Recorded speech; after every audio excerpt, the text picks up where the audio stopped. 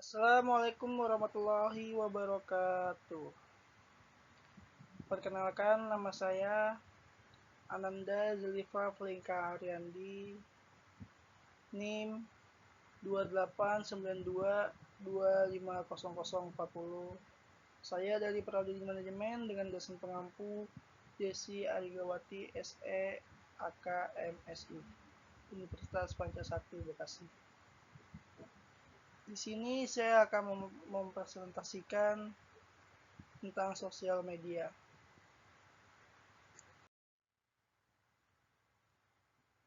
Dengan topik atau judul, masyarakat perlu beradaptasi dengan kecerdasan buatan.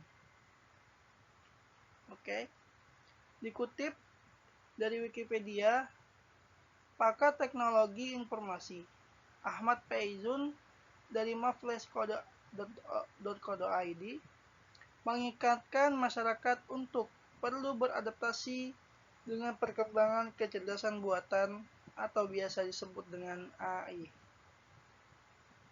yang makin pesat dan berpotensi dan mengancam sejumlah lapangan pekerjaan.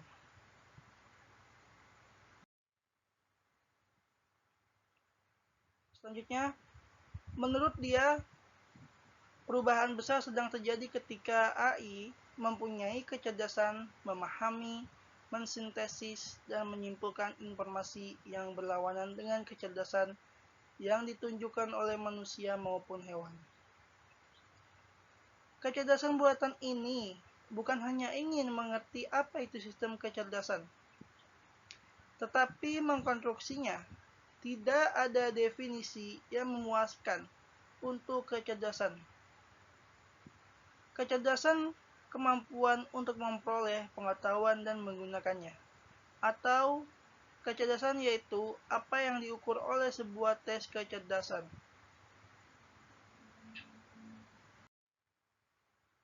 Selanjutnya, perubahan ini tidak dapat dihindari, namun banyak karyawan yang merasa khawatir karena takut posisinya digantikan oleh teknologi dalam waktu 5 tahun. Ujar Faizun dalam pernyataannya Jakarta Minggu lalu. Faizun pun menilai, kemampuan beradaptasi dengan perubahan menjadi penting agar perkembangan AI tidak berdampak negatif. Salah satunya melalui kursus dengan pendekatan sains agar pekerja dapat lebih kompetitif dan mempunyai daya saing. Oke, selanjutnya sejarah kecerdasan buatan. Pada awal abad 17, yang bernama René Descartes mengemukakan bahwa tubuh hewan bukanlah apa-apa melainkan hanya mesin-mesin yang rumit. Ada juga yang berpendapat Blaise Pascal menciptakan mesin penghitung digital mekanis pertama pada abad 1642,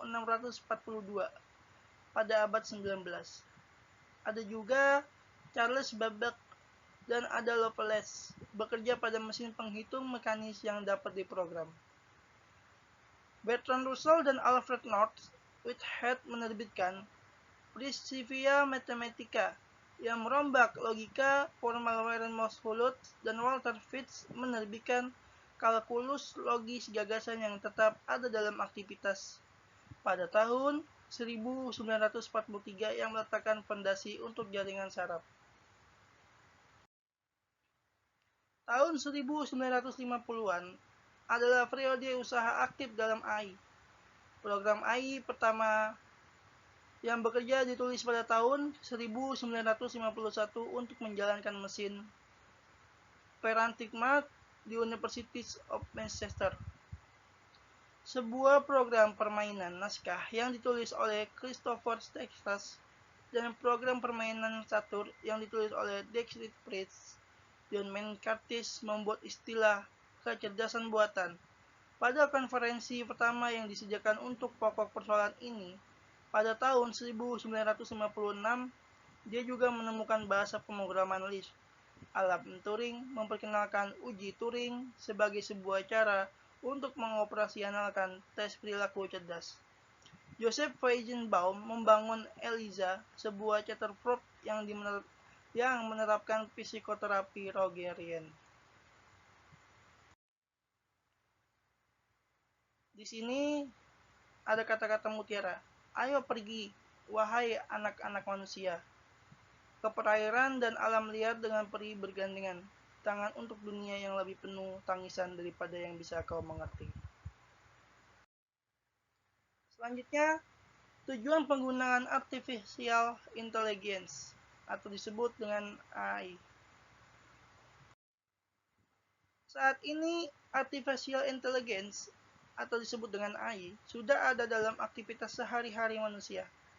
Mungkin kita menyadarinya, seperti toko online yang menggunakan artificial intelligence atau AI untuk merekomendasikan suatu produk kepada kita dan untuk memahami semua ucapan kita saat menggunakan aplikasi asisten virtual seperti Amazon Alexa dan Apple Siri.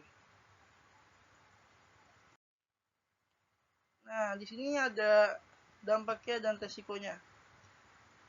Selanjutnya resiko. Di seluruh dunia ada berbagai contoh negara termasuk Jerman, Amerika, Inggris, dan India, di mana penerapan kecerdasan buatan yang dianggap salah oleh pemerintah telah menimbulkan konsekuensi sosial yang dramatis di berbagai bidang seperti imigrasi, penegakan hukum, dan jaminan sosial.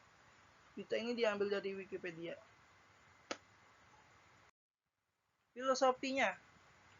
Artikel utama filosofi kecerdasan buatan.